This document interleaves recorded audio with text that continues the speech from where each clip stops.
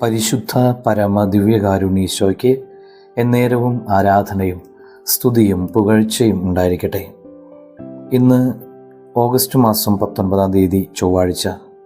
വിശുദ്ധ അന്തോണീസിൻ്റെ മാധ്യസ്ഥ സഹായം ഇന്ന് നമുക്ക് പ്രാർത്ഥിക്കാം.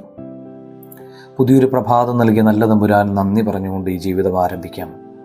ഇന്നത്തെ ഈ ദിവസം മുഴുവനും കർത്താവിൻ്റെ സാന്നിധ്യം കൂടെ ഉണ്ടാകട്ടെ. പോകുന്നിടത്തെല്ലാം നമുക്ക് മുൻപേ കർത്താവ് വഴികൾ ക്രമീകരിക്കാൻ ദൂതന്മാരയക്കട്ടെ. എല്ലായിടത്തും വിജയം നൽകി കർത്താവ് നമ്മെ അനുഗ്രഹിക്കാൻ വേണ്ടി ഇന്ന് പ്രാർത്ഥിക്കാം. കർത്താവ്, ഈ ദിവസം ഞങ്ങൾ കണ്ടുമുട്ടാൻ പോകുന്നവരെയും ഞങ്ങൾ ചെയ്യുന്ന ജോലികളെയും പോകുന്ന സ്ഥലങ്ങളെ, യാത്ര ചെയ്യുന്ന വാഹനങ്ങളെ എല്ലാം അവിടത്തേക്ക് സമർപ്പിക്കുന്നു.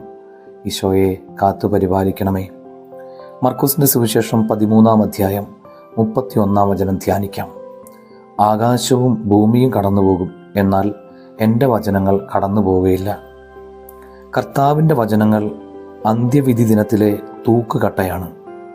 നാം ഓരോരുത്തരും ജീവിതത്തിൽ വചനങ്ങൾ പാലിച്ച് നന്മ ചെയ്തതിൻ്റെ കണക്കുകൾ സ്വർഗീയ സൈന്യങ്ങളുടെ തലവനായ വിശുദ്ധ മിഖായേൽ മാലാഖ നിരത്തുമ്പോൾ, വചനങ്ങൾ പാലിക്കാതെ നാം ചെയ്ത തിന്മകളുടെ കണക്കുകൾ പിശാചുകളുടെ തലവനായ ലൂസിഫർ നിരത്തും. ആയതിനാൽ ഓരോ ദൈവവചനവും മനസ്സിരുത്തി വായിച്ച് ജീവിതം ആ വചനത്തിനോട് ചേർന്ന് തന്നെയാണ് പോകുന്നതെന്ന് നാം ഉറപ്പുവരുത്തേണ്ടിയിരിക്കുന്നു.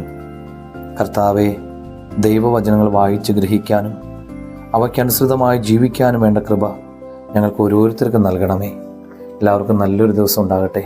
നമ്മുടെ കർത്താവ് ഈശോ മിശിഹായുടെ കൃപയും പിതാവായ ദൈവത്തിൻ്റെ സ്നേഹവും പരിശുദ്ധാത്മാവിൻ്റെ സഹവാസം ഉണ്ടാകട്ടെ, ഇപ്പോഴും എപ്പോഴും എന്നേക്കും. ആമേൻ.